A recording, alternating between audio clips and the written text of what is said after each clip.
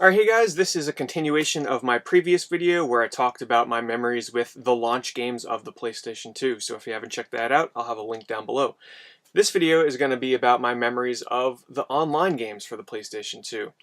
Some people might not even remember that the PlayStation 2 had online, but there are actually quite a few amazing games, and some of them were really groundbreaking at the time for me, so I'll start off by talking about the game that really defines almost my life for years. And I'm sure many of you have heard this story many times before. I talked about it at length mostly in an old video I did a long time ago about, my top 10 most addicting games of all time. So if you want to hear me talk at length about the SOCOM series, check that video out. It's pretty old though. Terrible lighting. God, that video is so... Anyway, SOCOM on the PlayStation 2.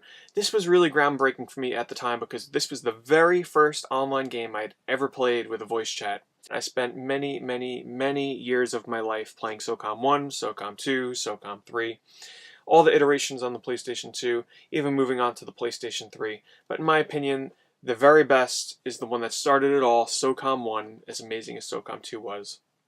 Unfortunately, the servers are down. All these years, the SOCOM fans have been dying for a remake or a remaster on the PlayStation 3, but of course Zipper Interactive was closed, unfortunately. But I still have so many memories, thousands of hours spent playing this series. Still to this day, one of my favorite games of all time.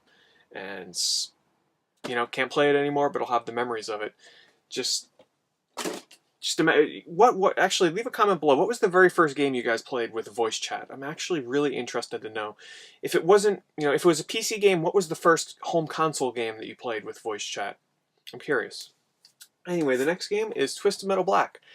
Yes, actually, Twisted Metal Black, a game that most people probably never realized actually had online, has online. And the reason being is because it wasn't online out of the box. You actually had to do a send away where they would send you Twisted Metal Online in the mail. Which I did get. They sent it to you in this little sleeve. I have it around here somewhere. I'm not sure where it is. Of course, the servers are closed down now, as are all these games, unfortunately, because I would love to go back and check it out, but I don't think any of these work anymore. I could be wrong. But Twisted Metal Black had an online mode, had multiplayer. I forget how many players it supported up to. 4, 8, 6, something like that. It was nothing crazy. Nothing like, Twisted Metal Online or Twisted Metal, as they call it today, the latest one. But it was a lot of fun. I didn't play it as much as I thought I would because, of course, that came out, you got it in the mail after the game came out. So by that time, I had already spent a lot of time with Twisted Metal Black. But it was still a lot of fun. Now, Frequency, yet another game that most people never realized had online, but it did. Now, my memories on this are a bit vague, but I remember having a demo disc that came with my network adapter for the PlayStation 2, online adapter. And that disc had a couple of demos that you can play online. I remember one of them was like this party game, but one of them was an online version of Frequency. And I remember it having this weird setup where you'd have to, in order to play it online, I think you had to put in either this disc first or the demo disc first and swap them out. It was pretty cumbersome to set up and go online, but when you were able to go online, it was a lot of fun. I'm pretty sure it was like a versus mode where you can play against another player. It was actually a lot of fun, and keep in mind, these were some of the very first online games I was ever playing. No voice chat or anything like that, but I actually do think there was a lobby system too where you can do voice chat. Maybe my memory's off. If some of you remember, let me know. And if any of you can find a video online, if any of you can search and find a video online for any of these games that I'm about to mention being played online, I would love to see it, especially like old SOCOM footage of a clan match or something, or, old footage of, say, maybe this game right here, Everquest Online Adventures. This here is technically, I guess you can say, my very first MMORPG. This is before I got into Final Fantasy XI. So I picked up EverQuest Online for the PlayStation 2, and it convinced me enough, that I enjoyed the first version of it enough to pick up the expansion Frontiers, but I didn't play too much into this. I just remember, oh my god, I had a couple of SOCOM buddies that I was playing this with, and this was really hardcore. It was really hard to level up, but that sense of exploring this open world with my friends and leveling up and just that sense of discovery was super impressive. The graphics were, let's admit, they were pretty bad. Even today, like looking back at them, they're pretty ancient looking.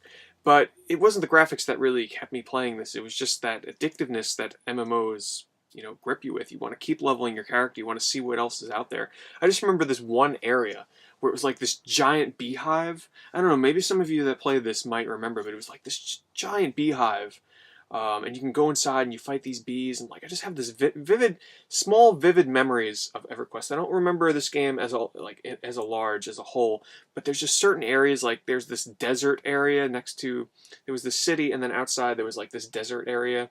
I don't know, just I have these very vague memories of certain areas in this game that really stick with me, and I forget a lot of other things about the game, but there are just certain things in here where it's just stuck in my mind. I'm sure a lot of you can kind of relate to me on that with certain MMOs. Next up is Monster Hunter, and this is, yes, the original, very first Monster Hunter on the PlayStation 2, online enabled.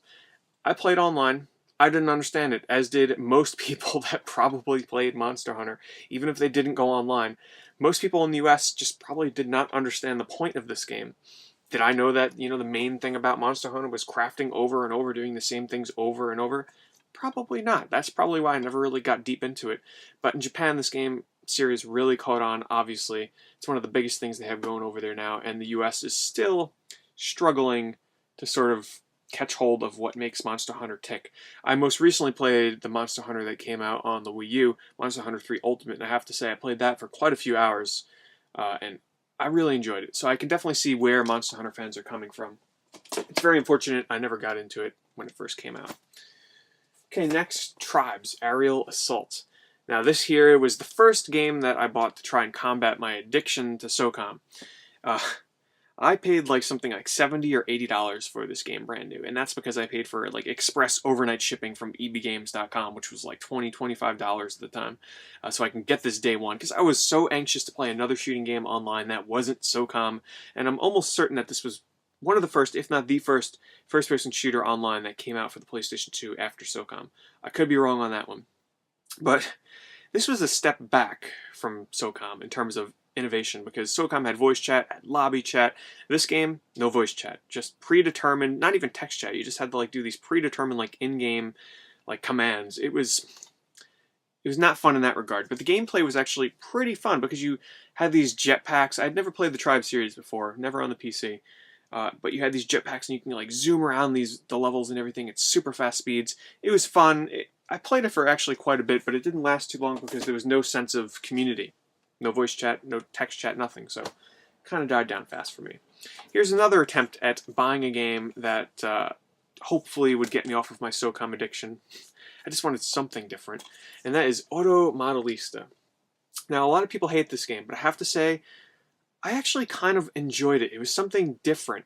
Cell-shaded car racing game with cell-shaded graphics. And at the time, cell shading became way overdone, but at the time this was one of the first cell-shaded games. This was the first cell-shaded racing game, and the graphics blew my mind. Like, it was different, very different at the time.